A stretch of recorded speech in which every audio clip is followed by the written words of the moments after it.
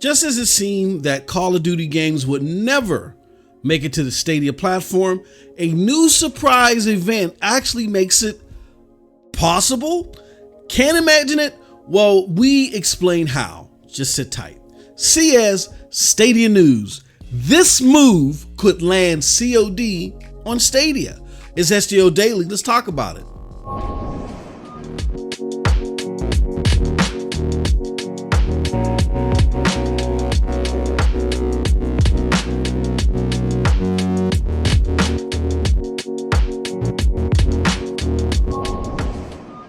What's up, people? What's up, people? What's up, people? It is your boy MM2KF, PNTS Network, and StadiaDosage back again with another SDO Daily. Can you do us a huge favor before we get into this one? Hit that like button, hit that subscribe button, and rock those bells for notifications, please, so you know when we're dropping these doses. We appreciate all of y'all. Straight up, y'all know the deal, y'all know the reason. By now, y'all should know the slogan. We are not too proud to ask. All right, so before we get into this video, because I do want everyone to bear with me. I know that you see the title and you're like, no way, MM2K, but just hear me out. We're going to break it all down for you and we're going to wrap it up in a nice little bow. I'm going to break down the history, right, about Call of Duty and other big ticket games, the desire for them to come to Stadia early on. I'm going to talk about the current news that is changing the trajectory of the conversation right now. And lastly, I'm going to give my thoughts. So first and foremost, let's start with the history. All right. So since Stadia's launch all the way back in November 2019, the question always loomed: when are games like Fortnite, Apex Legends, and Call of Duty coming to the platform? Now Apex Legends rather, there might still be some hope there. You know what I'm saying? As far as people were concerned, there might still be some hope there that game could be surprise dropped at any moment. A lot of people think that, some people think it ain't coming, whatever, but you never know. All right. But as far as Fortnite and Call of Duty are concerned, particularly Call of Duty, hope has been given up on that. That's because Call of Duty, is part of that big Activision Blizzard deal that Microsoft is looking to go through soon, and they will own all their catalog of stuff, right? And I'll explain a little bit why. Because of that deal, you can just mark that off your list prior to today. Fortnite, there's a lot of fuddy-duddy stuff going on with Epic Games and Tim Sweeney. Go check out some of my other content on Mr. Tim Sweeney, aka Tim Swindle, if you want news on that, right? But Fortnite, that's one that I wouldn't hold my breath on either. But it's before today, again, it would seem a little bit more plausible than Call of Duty, right? And the reason why Call of Duty, now it used to be the reverse of this. Like, a lot of people thought that Call of Duty was coming at any moment. And why did they think that? Because, well, you know how we do here. Let me show you something.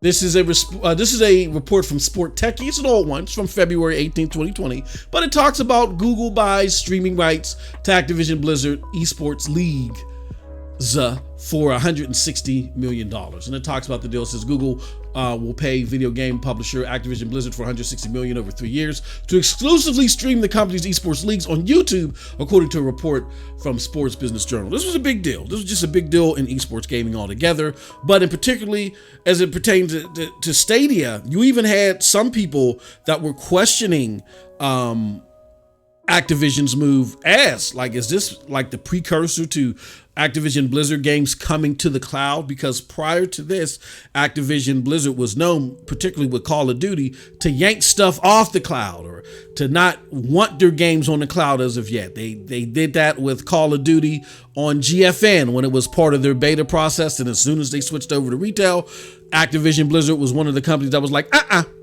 And even though they said to GFN at that time, a lot of those companies, Square Enix and so forth, Capcom, they went to Stadia. So Activision Blizzard was one of the only companies that yanked off of GFN that still didn't go to Stadia altogether. You know what I mean? They were completely staying off the cloud. So people had asked, is this a precursor to it coming to Stadia? At the time, the platform didn't have a lot going on as far as new movement with AAA games and stuff like that. So people thought this was a precursor. Activision Blizzard just was flat out like, look, we're still evaluating these different platforms, and we'll put our games on the platforms that make the most sense to us. So wasn't a full-throated no, but it also wasn't a full-throated yes. You know what I mean? So people just was sitting there like, oh, well, maybe it's a possibility, and they moved on. Then again, as I said, those hopes got stamped out because of the whole Microsoft proposed deal, where I believe Microsoft had proposed to buy Activision Blizzard, them and the whole catalog of games for $69 billion. All right. So after that, many of us in the cloud gaming space, we knew that one of the last things that Microsoft wanted to do, if this acquisition is successful, hasn't gone through at the time of this recording, but if it is successful, we know one of the last things that they want to do is allow other cloud services to host their games. Those that follow cloud news regularly, we've heard things like Microsoft's head of Windows Gaming, Phil Spencer, say he has sleepless nights thinking about Amazon and Google competing in the gaming space. You know what I mean? And he's even gone as far to fearmonger. There's no other way to put it. Fearmonger and say, I trust PlayStation and Nintendo, but I don't trust Amazon, Google, and Facebook, right, to get into the gaming space. And with that said, Microsoft had conceded that they, quote unquote, felt comfortable with PlayStation and Nintendo. But those of us, again, that stay tight to the news knows that they only did that because they felt like they had to concede something to make it look like that it wasn't a monopoly they were looking at to accomplish in any aspect of the realm. Many may argue on the cloud side, they bought these up with the primary purpose of keeping these off of other cloud services, along with the, revenue streams that would come along with it. But keeping them off of other cloud services was a big strategic event for them, mainly because they want to be the first, or they want to be the main drivers to get to 1 billion gamers. And cloud gaming expands your footprint to the types of gamers that you can reach. And they know that in the cloud gaming space, PlayStation and Nintendo are not of the most active participators in the cloud space. It's Google, GFN, Amazon, Microsoft, and no direct order. You know what I mean? So allowing these games to still be ported to PlayStations and Nintendo consoles would hopefully shield and put a veil over the fact that Microsoft was intending to somewhat do, you could argue, a monopoly in the cloud space when it comes to these games. And keep them off other cloud platforms by saying to the most presentable thing now, which is consoles, we're allowing these games there. You know what I mean? We're allowing these games on our biggest competitors. So we're not trying to do a monopoly, but again, knowing in the background that they're Microsoft's biggest competitors now in their minds, as far as their strategy is concerned, but soon, in the next decade or so, their biggest competitors are going to be those that are heavy in the cloud, which are again Amazon Luna, Google Stadia, GFN, you name it, right? Well, that plan seemed to be working up until today. And what do I mean by that?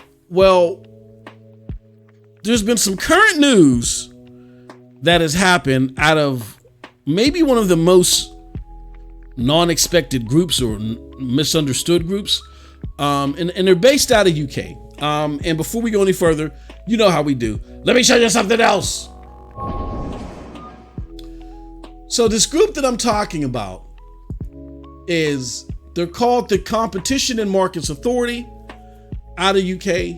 And they say about us, we work to promote competition for the benefit of consumers, both within and outside of UK. We have staff in London, Edinburgh, Belfast, and Cardiff. All right. And for those that are not aware, this is a big consumer watchdog with serious influence with UK regulators and lawmakers. And now they have chimed in. right? And before you say, oh, hold on, Watchdog, like who is this? Mothers Against Drunk Driving, anything? And nothing against Mothers Against Drunk Driving, but no, this is not a group that's going to be out here picketing, selling t-shirts. It's not a grassroots watchdog. I mean, I'm using watchdog in the most plausible sense to help some of you understand, particularly in the States that may not know what this group is, because things work differently in the UK. I've always said in previous content, you got to watch out for European nations, particularly the UK, because the regulations and the regulatory bodies, there's a lot of moving parts that can throw monkey wrenches in deals like this, right? I know as working for a Fortune 500 US company, the regulations in UK were more profound and more of a serious note for us to remember and understand than the ones in our own country, right? Because they were it was a thicket. They were such a thicket of regulations and stuff like that, and entities you had to be careful about. But this is another one, and I'm using Watchdog as a sense to say that they're not an actual government body, but they do have a lot of influence. So maybe Watchdog doesn't present them in the most proper light, but let me just give you some of the things that they do. They say, we work to ensure that consumers get a good deal when buying goods and services, and businesses operate within the law. Some of the things I noted, we take action against businesses and individuals that take part in cartels or anti-competitive behavior. Interesting how they lump that all together. We encourage government and other regulators to use competition effectively on behalf of consumers. The Competition and Markets Authority, CMA, is an independent, non-ministerial department. Our work is overseen by a board and led by the chief executive and senior team. Decisions and some investigations are made by independent members of a CMA panel. So again, it's an independent group that has a lot of influence to the regulatory bodies in UK and the lawmakers. So this is some serious stuff. Now, the reason why them chiming in is important because up until now, you may have had reference to cloud gaming, but nobody has ever put concerns of what this Microsoft deal proposes for the competition within cloud gaming on the same plateau as console gaming. Now it has. Let me show you something else. So this is a series of tweets from the CMA explaining the actions that they took today. They say here, we've been investigating Microsoft's anticipated $69 billion purchase of ATVI AB, that's Activision Blizzard, and have discovered that the deal could substantially, you see that? Substantially lessen competition in gaming consoles, multi-game subscription services, and cloud gaming. And I got a long thread here, just giving a brief synopsis of what they're doing. And then you can click on the last tweet here and check out the whole report there. All right. Interesting stuff indeed. So again, what makes this interesting is, unlike other parties with concerns of this deal, they put on equal footing concerns over competition in the cloud. What does this mean?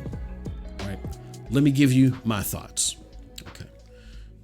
Now, you hear a lot of rumbling that, Sony's involved in this, and, this they copy and pasted Sony's rhetoric about Call of Duty. And I see where people are making that argument. But the thing is that Sony's not prevalent in the cloud. I think it's bigger than that. I think what a lot of people don't understand, because a lot of people don't understand the business side of it, that most of the time when companies are making deals like this or trying to get a leg up somehow, when regulators go to their peers and ask them, are there any concerns? The peers normally hate extensively. So that report that we saw from Sony, I think under normal circumstances, you would have seen something from Google and Amazon, about it. Excuse me, but you didn't see anything from them in this regards because Google and Amazon, they get it. They're cloud gaming, and had they said something publicly, that was publicly released, they would have got curb stomped. They would have got thrown off the stage. So it's possible that they got together. I don't know. Again, this is all just hypothetical. Got together, sent some concerns anonymously to the CMA. Who knows? But what PlayStation did isn't out of the norm when it comes to, again, companies that this heavy in competition trying to get a leg up either through a deal or something like that. They always express some concerns. Microsoft's done it. They've all done it, right? And so I was surprised when I saw that Amazon and Google didn't say anything, but then I understood again. It's just the public perception. So they just said, oh, we're okay with this, when Microsoft is possibly gobbling up all your third party or some of your main third party interaction that can help boost your cloud gaming services, because they've made it very clear and abundant that they wanted to keep them services off other cloud platforms. So here's the thing. This is significant because this is a significant group with significant influence with UK regulatories. So this could pan out one of three ways in regards to the whole cloud piece. Way number one is Microsoft can nullify CMA's concerns without having to budge on cloud availability. If they're not savvy, they get their lawyers involved and they come up with some good wording or come up with enough stuff that satisfies CMA, then Microsoft, that's the best scenario for Microsoft. But here goes two scenarios that wouldn't please them that much. Scenario number two is they are pressed towards putting the games on the cloud services because CMA doesn't like what they're hearing, doesn't like what they're presented, and says, this isn't going to fly. And Microsoft really doesn't want to put these games on cloud services. That pretty much defeats a majority chunk of their purpose for acquiring, particularly Activision and Blizzard, and getting Call of Duty, keeping them off other cloud platforms. So they're just like, hell no. So they just fight this as long as they could. This could prolong the deal depending upon CMA's influence with UK on this. Like, see, look, this doesn't look right. You guys can't pass this. So with that said, if that happens, that's bad for Activision Blizzard and Microsoft because they want this deal to go through as soon as possible. They don't want this prolonged too much. It's not good for any of them when that happens. Not good for stock price, any of that stuff, right? So that is a proposal that PlayStation might get a chuckle at, and that might benefit PlayStation because the less they can make this deal attractive for investors and make it look bad and try to increase the likelihood that it doesn't go through, they're happy. But the biggest thing is for the cloud gamers is that they avoid prolonging the deal and settle for the financial rewards of this deal, and begrudgingly offer to bring games to the cloud services as well. And from what I hear from reliable sources, Microsoft wants cloud competitors like Amazon and Google to be left with slim pickings to work with when it comes to third party. And them buying up most of these acclaimed titles and franchises is to influence Amazon and Google to say, why bother? So forcing Microsoft to take the third option would be a serious blow to Microsoft's apparent plans to squeeze Amazon and Google out, and respectively, a huge win for Amazon, Google, and other cloud platforms as well. So those are my thoughts. It's going to be very interesting to see how much this report has influence with UK regulators. We're going to see what happens here. We're going to see what Microsoft presents. But this just came out of nowhere. And again, I've been telling people, watch the UK, watch these European nations, man, when it comes to these regulations. Again, as someone who operates within a Fortune 500 company in the US, we are tested more on the European nation regulations than we are our own. All right. Interesting stuff. We'll keep an eye on this space. With that said, that's it from your boy. Let me know what you think about all this in the comment section below, because like I always say, here's what I think. But if you did like what I had to say, check out the links below to follow me. Those links can lead you to the Broadband Bullies, PNTS Network, Hard Knock Digital Culture, and yes, StadiaDosage. They will lead you, not they could. Even though this could come to Stadia, meaning Call of Duty. Let us know what you think about that as well. With all that said, peace. Have a wonderful gaming day.